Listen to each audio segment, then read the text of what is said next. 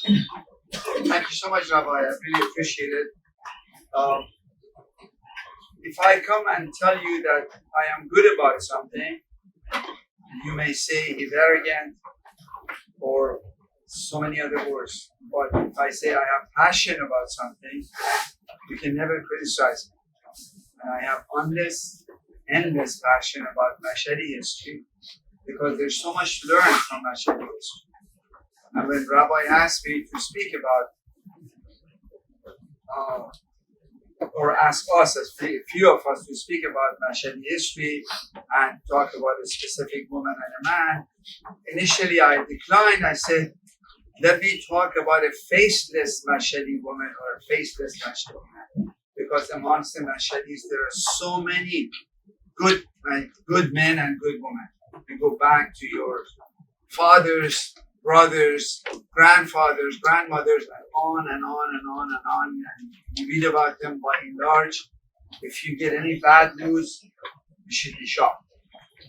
And I have had that experience. Most of my life I lived outside the Mashadi community. And believe my experiences are that by and large, when you see the Mashadi community, you see still goodness, you see still cooperation, you see still helping friends financially, morally, ethically, any way you can.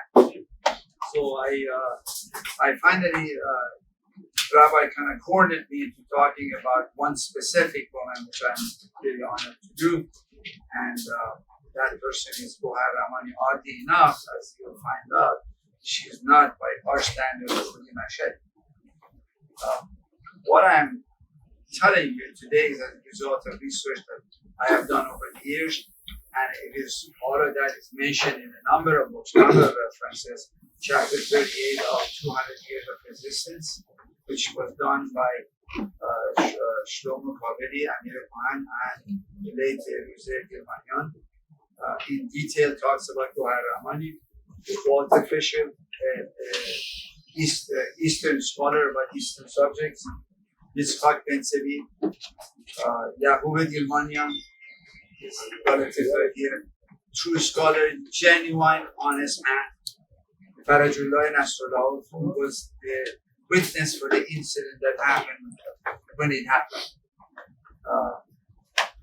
Mullah Yusuf Dilmani, Ruben Kashi, to name a few.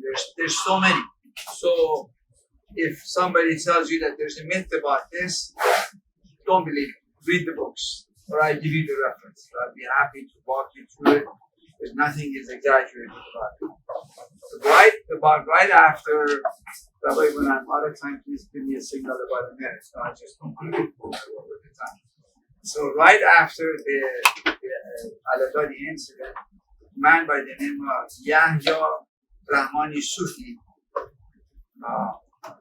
he left Mashhad with his friends because he did not want to have this double dive and all that. And his excuse was, we are going to Gohar. So on the way, they get captured by the Turkmens.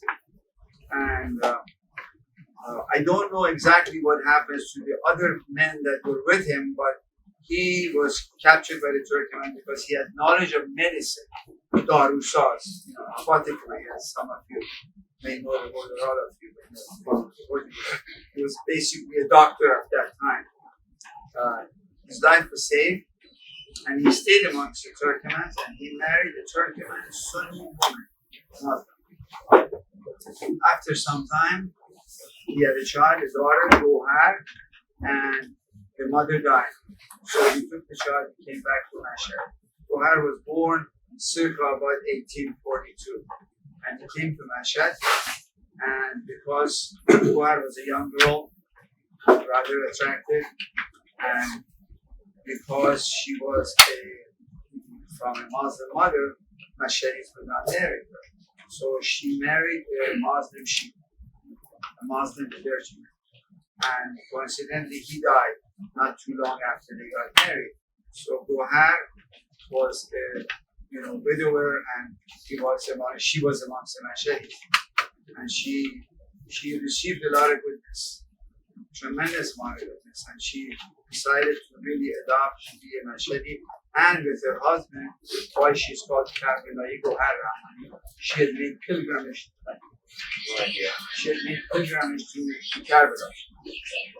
The incident, that glorifies Gohar, which I challenge anybody, to say that it's not heroic, is that when the Mashadi is under the guise of being Muslim, they would want to bury their dear ones that have passed away, man or woman. They would take them around the shrine of Imam Reza, which is one of the holiest sites, if not the holiest site in the Shia religion, and a lot of excitement, a lot of energy, negative or positive, however you want to say it.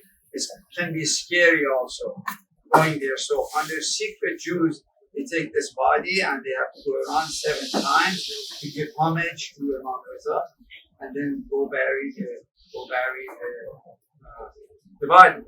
But as we know, the Mashadis practice secret Judaism, and when the woman that had died was shrouded, and the shroud was stitched according to Jewish tradition.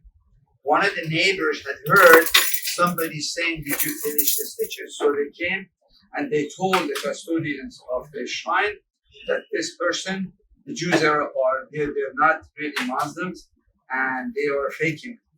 So the community was really in a very bad shape, emotionally scared. They knew that they would be massacred if they get caught.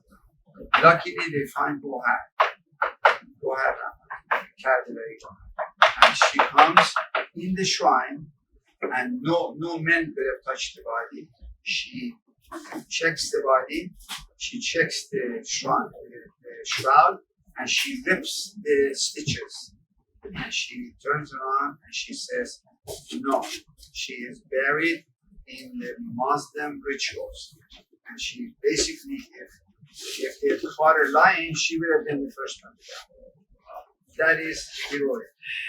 Gohar went on to do good deeds amongst the Mashadi community. Ultimately, strangely enough, she ended up in 1893 going to Jerusalem, a British mandate of Palestine, and she gave her life to the community. And you would be shocked to know that when she died, even though she was from a Muslim mother and by many standards, she was not considered a Jew. She was given a Jewish burial, and she is buried in Mount Zion, Parateti. That's where she is. And for what I read, for many years, until 1948, where Parateti was captured by the Arabs, by the Jordanians, Mashadis would go and say Kaddish for her and continue the same. This is a true hero. Just another quick note I just want to tell you that I think heroes, I am sure we all have them in our hearts, in our minds. A lot of us know, a lot of us don't know, but I think heroes are necessary in our life. In an apartment that I live, we have 2 bedrooms happening. One bedroom is turned into not a bedroom actually, it's a little office and all that. And on the wall, I have many pictures and also names of my heroes. The ones that I don't have, I keep it in my mind and in my heart. And I try to follow the good deeds that they did if I can.